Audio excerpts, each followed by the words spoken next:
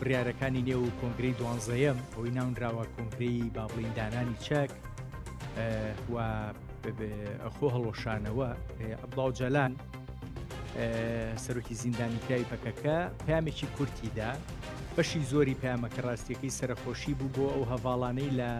ڕاگەندراوەکەی کۆنگرەی 12 شەهید بوونیان ئاشکراکرا بوو پێم وا بێت 4-5 دێڕ لەو بارەوە بوو لە دێ ڕێخیرە ئەڵێ بەڕێزەوە سڵاو لە بڕیارەکانی کۆنگرەی 12 مێژوویی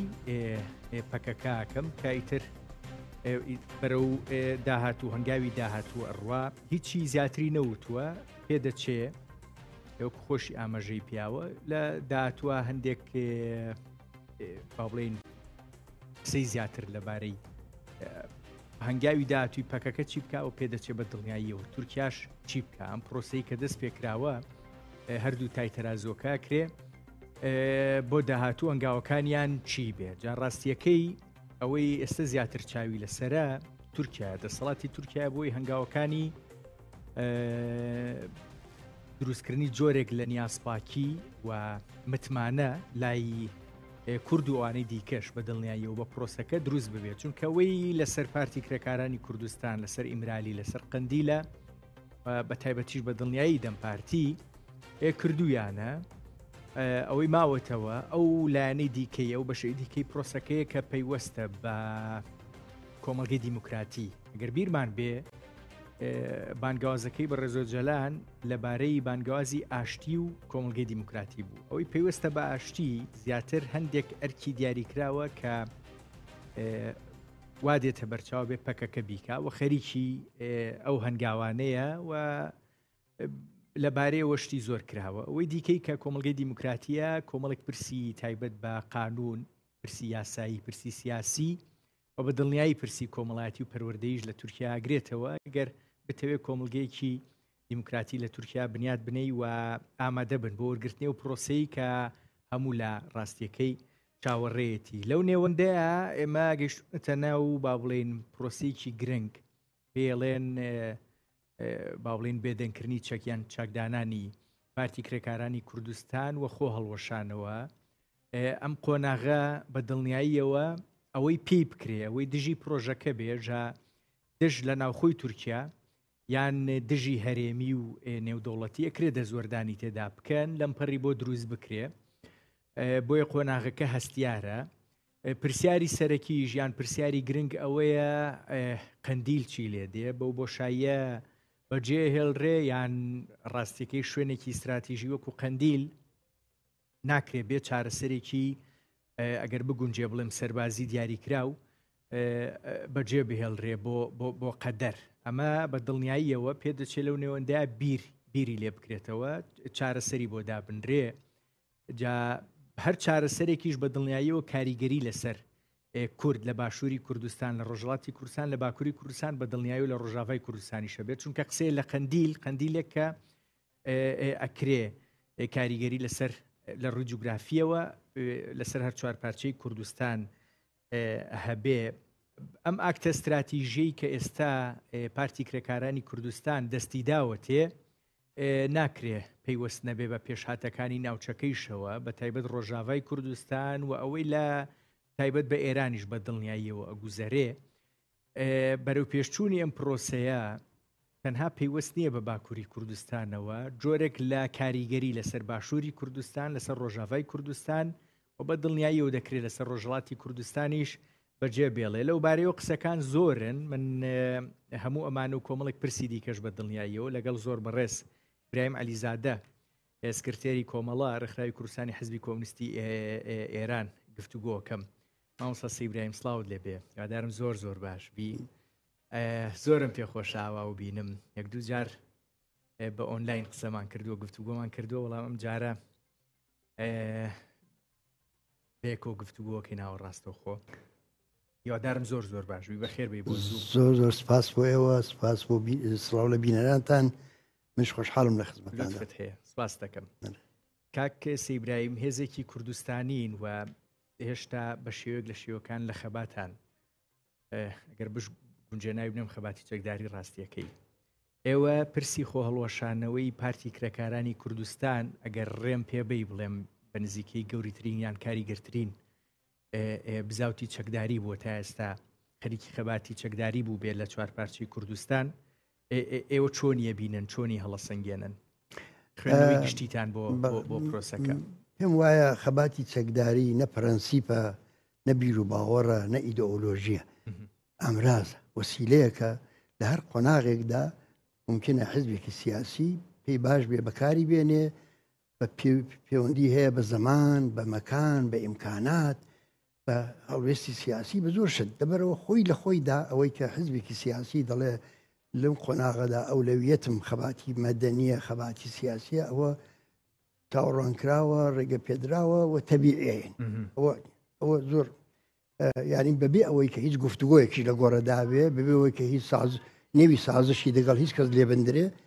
حزبێکی سیاسی بارودۆخەکەڵ دەسەنگێنێ بە خۆمان وەمان کردو بارودۆخی ڕۆژهەڵاتی کوردستان هەڵسەنگاندووە وتومانە ئێستا بوار بۆ خەباتی مەدەنی لە کوردستان ڕەخساوە خەڵک بوژاوەتەوە خەباتی چەکداری ئێستا ناتوانێت ئەو لەوێت ئێمە بێ لە هەمان کاتدا ئێمە نەشمان کتۆ ئیستراتێژیکەن وەلایدەنی وەلی دەرهەر سوورەت ئەو وەزعی کە لە هەرێمی لە کوردستانی ڕۆژهەڵات هەیە بە چەند قات لە کوردستانی تورکیە لەبارتریشە بۆ خەباتی مەدەنی لەبەرەوە حزبی سیاسی ڕێگە پێدراوە لە کوردستانی ڕۆژهەڵات ئەوە نییە بۆیە ئێمە نەفسی ئەوەی کە ڕێگای خەباتی مەدەنیان هەڵبژاردۆ پێکاکە ئەوەمان پێ ئاساییە بەڵام بەعزە شتێک هەیە کە ئاسایی نییە بەعزە شتێک هەیە کە بەڕاستی لەگەڵ ئەزمون و لەگەڵ ئەزمموی خودی پێکاکەش زۆر نهاتەوە مەسەلەن بۆ نمونە پارتی کرێکارانی کوردستان لە چەندین دەورەدا لە دەورەی تورگۆت ئۆزاڵدا نێوبژیوانی بەڕێز مامجەلال یا دوای ئەوە لە ئۆسلۆ گفتوگۆی کردووە گفتوگۆ ئوسولی خۆی هەیە گفتوگۆ ڕێگا و شوێنی خۆی هەیە گفتوگۆکردن لەگەڵ دوژمنێکی وەکو دەوڵەت تورکیا نەدەتوانێت لەسەر ئەساسی تەوەهم و خۆشباوەڕیدا بمەزرێ نەدەتوانێت لەسەر ئەساسی ئەوەی کە گویا ماهیەتی گۆڕاوە ئێستا دەوڵەت بەڵکە لەسەر بناغی تەوازنی هێزە دەبزین هاوسەنجی هێز چاڵ دەگری ئەوەی کە ئێستا لە تورکیا دەیبینین تامن زۆر ناچینە سەر ڕخنە لە پێکاکە چونکە بەڕاستی ئێستا جێگای ئەوە نییە ئێستا جێگای ئەوەیە ئێمە هەم هەروەکو ئێوەش لە سەرەتای بەرنامەکەدا فەرموتان ئێمە تەواو زەختەکە بخینە سەر دەوڵەتی تورکیا کە سیاستێکی کاملەن فێڵاوی پەیڕەو دەکات ئێستا ئەوەی کە ئێمە لەوێ دەبینین نەکرد ورەی هەستی دموکراتی خوازی دەوڵەتی تورکیا نەجوڵاوە بەڵکە بە پێچەوانەیەکەیەتی تۆ تەمەشاکەی کەری ئەو ئەمام ئۆغڵوو کەسێکە کە بە سندوقی دەنگدان و ئەوان نزیک بە نیوەی دەنگی ئەو وڵاتی هەیە خستوێتە زیندان یعنی سندوقی دەنگدان و پارلمان و هەمانە هەمووی شەقێکی تێڵداوە یعنی هیچ لەسەر ئەساسی ئەوە حساب ناکرێت کە گۆیا ئەمانە بارودۆخی دموکراتی ئەو سەردەمایان هەست پێ کردو و خەریکن خۆیانی دەگەڵ دەگونجێنن بەڵکە تەواوی پرۆسەکە پێڵاویە چۆن دەگەڵە بەرەو ڕوو دەبینەوە هۆش ڕێگا شوێنی خۆی هەیە بەڵام من دەمێش لێرەدا شتێکت ئەرز بکەم ئەویش ئەوە یەکە ڕێکخرا حزبێکی سیاسی کە پێگەی جەماوەری نەبێ دەتوانێت ناوخۆیدا هەر بڕیارێک بدە بەڵام بۆ حزبی سیاسی بۆ ڕێکخراوێک کە ڕیشەی لە کۆمەلگادایە بە هەزاران و سەدان هەزار کەسی غەیری ریزەکانی خۆی لایەنگر و پشتیوان و پشتگیری هەیە ناتوانی تۆ ئەوانەی کە بە ناوی دەستکەوت بدەستێناوە بە نەهێنی بهێڵێەوە و ناتوانانی زانیاریەکان ئاشکرا نەکەی جا ئەمە بیانوویکی بۆ هێنراوەتەوە نازانم چەند حەقیقیە یاننا ئەوی ژەوەیە کە گفتوگۆکانی ڕابردوو ڕاستیەکەی چونکە هەندێک لە ئاشکرابوونی تیا بوو و ناوەندی دیاریکراوی تورکایی ئاگادار بوون ئەم گفتوگویانە چۆنەکرێ لای ئەمانیش ڕاستیەکەی لای پارتی کرێکارانی کوردستانیش دیار بوو گفتوگۆکان بە چ ئاراستەیەکان چۆنن چۆن نین دەسوەردانی تێکراوە لە بارە برا ئێستا بە بیانووی ئەوەی لە بار نەبرێ بۆیە جۆرێک لە ئەوەی پێڵێن دەستگرتنەوە لە ڕاگەاندنی زانیاریەکان و ئەوەی گەشتونەتە چۆ هەیە بۆ سەرخستنی پرۆسەکەیە ئەگەر نا تۆ پێت وایە ئەمە بیانوویکی لاواز بێ بۆ نەبوونی زانیاری لەو بارەوە؟ من پێوانە زانیاری زۆر نییە لەو بابەتەوە، یعنی شتێکی زۆر نهێنینی ئەوە لە ڕووی چێوە معلوم دەکات لە ڕووی ئەو قسانە و هەڵوێستەی کە ئوردوغانەتی ئوردوغان تا ئەو لە حزەیەش وشەیەکی غیری تێرۆر بەکار نێناوە خۆناڵە خەریکم کێشەی کورد چارەسەر دەکەم دەڵێ خەریکم تێرۆر لە بین دەبم ئەو وعدەیە بە خەڵکی وڵاتەکەی خۆی دەدا کە تێرۆر نامێنێ. کاک سەیبراهیم کاتێک کە خامنەئی قساکە بۆ نمونە لەبارەی گفتوگۆکانی دۆسی ئەتۆمی ئێران زۆر جار بە دەنگێکی بەرز قساکە، بەڵام مەرج نییە لە مەوقیفی هێزەوە ئەم قسانە بێتە دەرەوە. ناکرێ ئەمەی ئەردۆغانیش بە هەمان شێوە بێ بە دەنگێکی بەرز بۆ ناوخۆی تورکیا قسەیەکی دیاریکراوەکە، بەڵام پێدەچێت لەبارەی پرسەکانی دیکەوە یان ئەو مەوقیفەی لە گفتوگۆکان و دانوستانەکانە هەیە پێدەچێت ئەو مەوقیفی هێزە نەبێ. من لێرە یەک پرسی دیکە دەهێنمە پێشەوە، ئەوەی کە تورکیای ناچار کردو ئەم هەنگاوانە بنێ ویستی خۆی نییە بۆ دیموکراسی، ئەمە ڕاستە، بەڵام ویستێکی هەرێمی و نێودەوڵەتیە کە ڕاستی ئەیانەوێ لە چوارچێوەی گۆڕانکاریەکانی ناوچەکەیە ئەم پرسە چارەسەر ببێ و شتێک بە قازانجی کورد چارەسەر ببێ. وەکو چۆن لە ڕۆژاوای کوردستانە مەمان بینیوە هەرێمی کوردستانیش دۆخی دیاریکراوی خۆی هەیە، ئەم پرسە بۆ باکووری کوردستانیش بە هەمان شێوە بێ. من پێم وایە کە ئەوەی کە ئوردوغان بە شوێنەوەیەتی زۆر ئامانجێکی بەرتەسکە، یعنی بە دەرەجە یەکەم ئەو دەی هەوێت دووبارە هەڵبژێردرێتەوە بۆ سەرۆک کۆمار و ببێت بە سەرۆک کۆماری مادام العمر و نایهەوێ ئەو ئامرازەی کە دەتوانێت ئەو سەرکەوتنی بۆ مسۆگەرکە بەدەست بکەوتە دەست ڕەقیبەکەی کە جەهاپە بێ ئەوەی لێ ئەستاندۆتەوە. لەبەرەوە بۆیە من پێشبینیەوە دەکەم بە دڵنیایەوە ناتوانم بەڵام ممکنە نێوەڕاستە وەختێک ئامانجەکەی بەدی هات یا لێ نزیک بۆەوە لە نێوەڕاستە بیبڕێ. بۆیە ئەوە تا عرض بکەم لەو ناوەڕاستەیە کورد هیچی لەدەستداوە. من ئەمیست ئەوە بڵێم، ینی تۆ نیگەران بووی لەوەی کە پارتی کرێکارانی کوردستان هەنگاوەکانی خۆی ئەنێ ئیمرالی بەڕێزۆجلان ئەڵێ ئەمە بکەن، لەو نێوەندای هێشتان پرۆسێکی دیاریکراو لە تورکیا هەنگاوێکی دیاریکراو لە تورکیا نابینین. گەیشتۆتە ئەوەی بڵین ئێمە کورد ئێستا پەکەکە لە قۆناغی سازشایە و تورکیا هێشتان هیچی وای لێوە دیار نییە، یان جارێکە زووە وا بڵین. مەسەلەوەیە کە جەماوەری خەڵک تۆ جەماوەرەکە لەدەست دەدەیت، جەماوەرەکە دوورەی دادەبەزێ. ئێستا ئەم پرۆسەیە